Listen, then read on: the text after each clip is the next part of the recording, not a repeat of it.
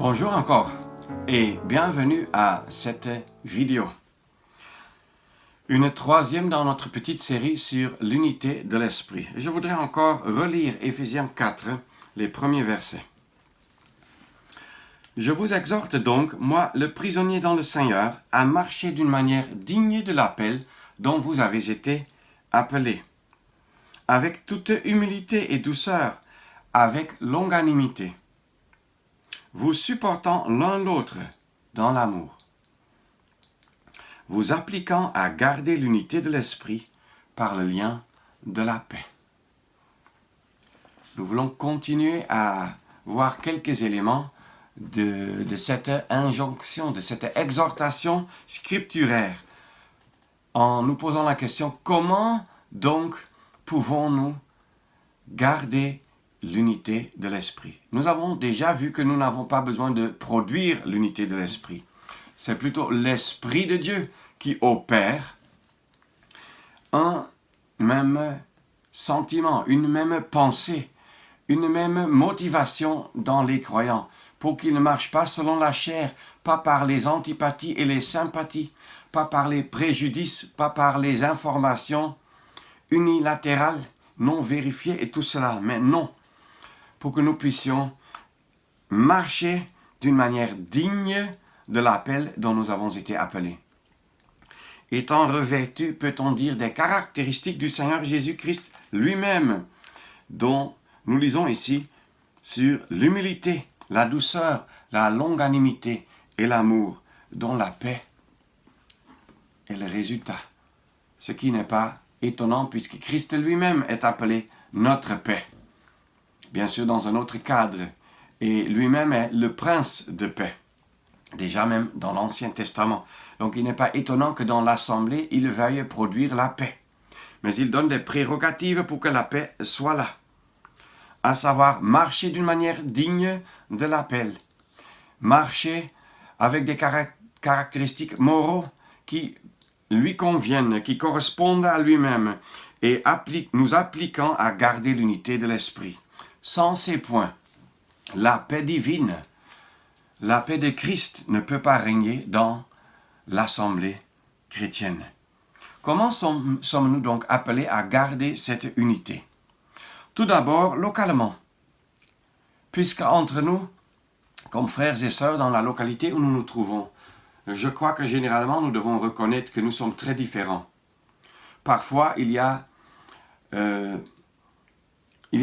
souvent des différences en âge. Il y a aussi hommes et femmes. Généralement, les hommes et les femmes réfléchissent même de façon différente. Les uns sont plus sobres, les autres plus émotifs. Donc, tout cela joue certainement un rôle.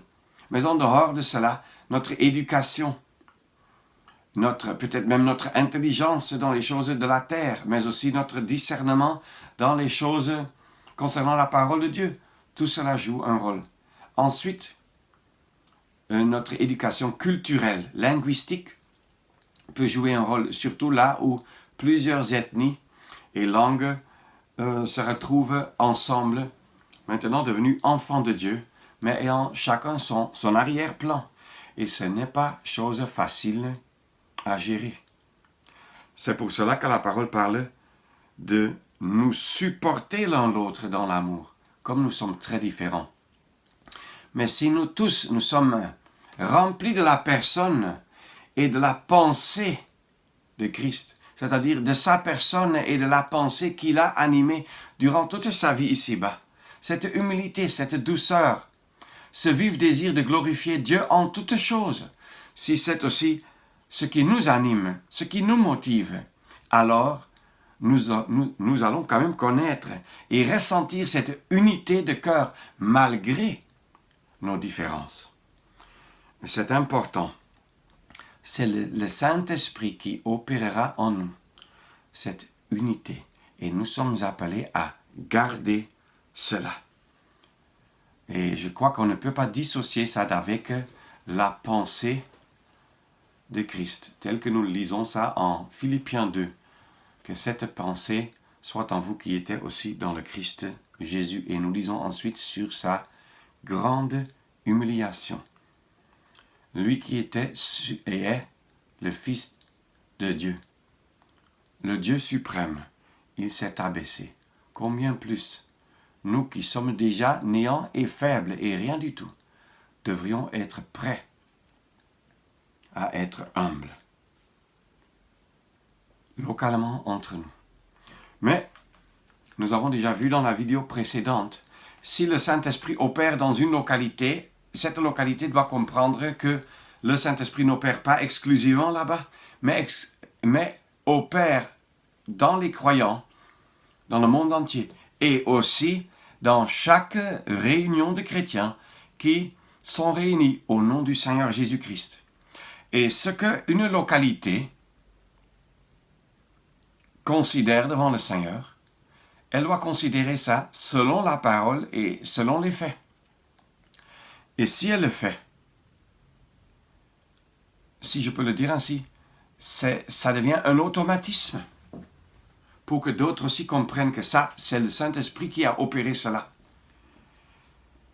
Et c'est alors chose facile de tirer la conclusion ou la conséquence telle que nous allons encore voir cela.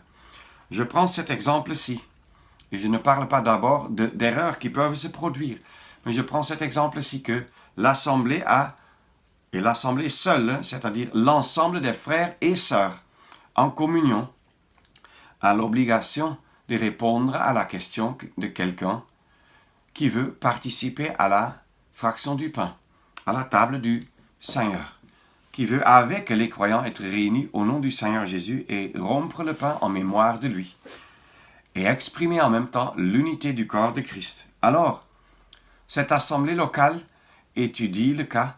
Souvent, 2 ou 3 frères parlent avec le concerné, entendent, j'espère bien, des choses positives et peuvent seulement rapporter à l'assemblée des choses encourageantes. Et l'assemblée maintenant considère ces choses devant le Seigneur. Souvent, on donne au moins une semaine de temps pour réfléchir là-dessus. Chaque frère, chaque sœur peut considérer ces choses devant le Seigneur. Et ensuite, ils prennent la décision ensemble, souvent en se mettant à genoux, en louant le Seigneur pour ce qu'il a opéré.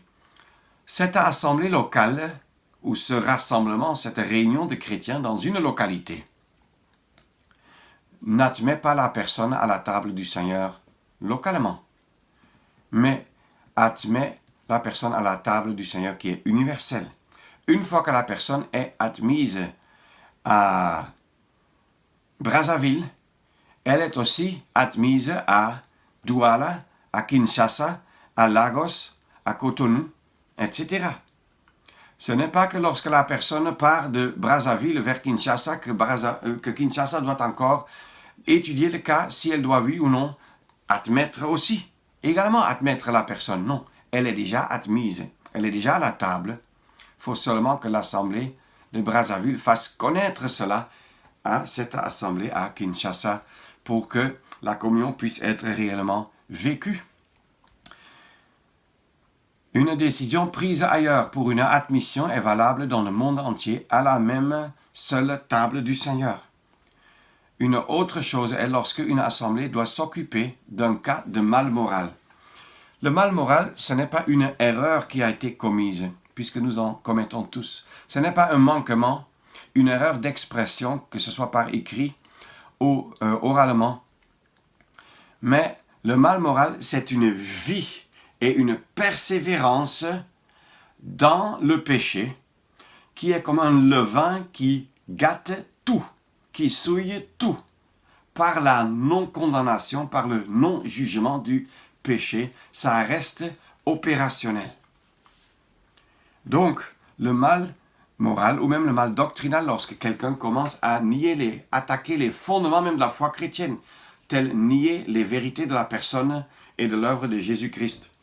Dans un tel cas, des frères doivent étudier le cas, tirer la conclusion, présenter ça à l'Assemblée, qui va calmement considérer les infos reçues à la lumière de la parole, dont on a aussi reçu des instructions, des explications démontrant telle ou telle chose, tel ou tel principe biblique, dois-je dire, et calmement considérer cela, être exercé devant le Seigneur et finalement tirer la conclusion, souvent après 1 ou 2 semaines d'attente patiente devant la face du Seigneur.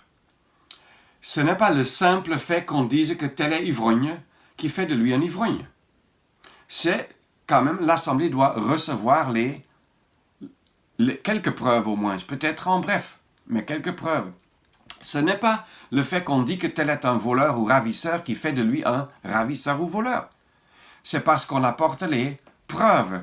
Et ces preuves doivent être en accord avec la parole de Dieu. Autrement, l'Assemblée ne peut s'unir à cette conclusion. Si donc une Assemblée prend la décision, ça veut dire pas quelques frères, pas tous les frères, mais l'Assemblée, les frères et les sœurs, après information, après exercice devant le Seigneur, après considération en prière et en humilité devant le Seigneur, et même en humiliation devant le Seigneur, dans le deuil. Si on prend cette décision, c'est la décision, selon Matthieu 18, de lier le péché sur quelqu'un. Alors, c'est une exclusion. Et cette exclusion aussi n'est pas seulement l'exclusion de la fraction du pain, localement, mais c'est l'exclusion de la fraction du pain dans le monde entier, puisque la personne est exclue de la seule et unique table du Seigneur qui existe. Et l'exclusion même ne concerne pas non plus seulement la communion à la table du Seigneur lors de la fraction du pain. Ça concerne l'exclusion de toute la communion chrétienne. De telle sorte que 1 Corinthiens 5 nous parle de ce qu'on ne peut même pas manger avec un tel. On ne peut même pas avoir commerce, c'est-à-dire pas avoir de relation vécue avec un tel. On ne peut pas avoir contact avec un tel. On ne doit même pas, selon 2 Jean, saluer un tel. Parce que, en le saluant, on se souille par l'identification à la personne. C'est une chose sérieuse, solennelle et surtout délicat lorsqu'il s'agit d'un membre du propre foyer. Mais les principes, néanmoins, sont clairs, sans que cela ne veuille dire que si, par exemple, un mari est exclu, alors la femme doit quitter le mari. Là, c'est autre chose. Mais ça aura un impact sur leur relation spirituelle. L'admission, l'exclusion, et même la 3e étape, c'est la conclusion. Si quelqu'un a été exclu et se repent, la conclusion pour la restauration d'une personne. Ça aussi, c'est une chose que l'Assemblée, en tant que telle, donc pas quelques frères, pas tous les frères, mais tous les frères, toutes les sœurs ensemble, doivent être exercés après information, exercés devant le Seigneur, dans la tristesse même à cause de leur propre manquement, et puis tirer la conclusion que malgré leur manquement, le Seigneur a opéré en grâce et a ramené quelqu'un. Et même la restauration et une réadmission est une chose qui n'est pas faite localement seulement, mais qui a un impact dans le monde entier. Ça, c'est des décisions d'assemblée et qui, dans l'unité de l'esprit que nous voulons garder, ont des conséquences sur lesquelles nous voulons parler une prochaine fois.